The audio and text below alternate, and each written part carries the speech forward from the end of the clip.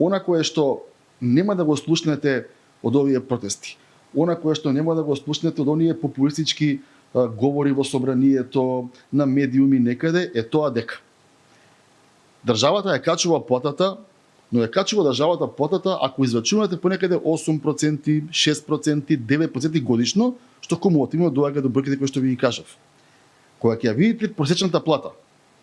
во Република Македонија, дека е порасната за повеќе од 10%, тоа ви кажува дека приватниот сектор ја покачува платата повеќе од она што го прави државниот сектор, бидејќи не сакаме да се случи мислење и слика дека таму воопшто не се покачува платата. Сметам дека се работи за решенија кои што се популистички. Сметам дека е некоректен односот кој што го добиваме како политичка номенклатура, затоа што навистина во изминатиот период имаме целосен и континуиран став во кој што ние застануваме позади секој еден работник, позади секој еден бизнес, бидејќи државата, како што ви кажав, се води помеѓу синергија, помеѓу приватниот капитал, помеѓу трудот и помеѓу оние кои што работат во јавниот сектор.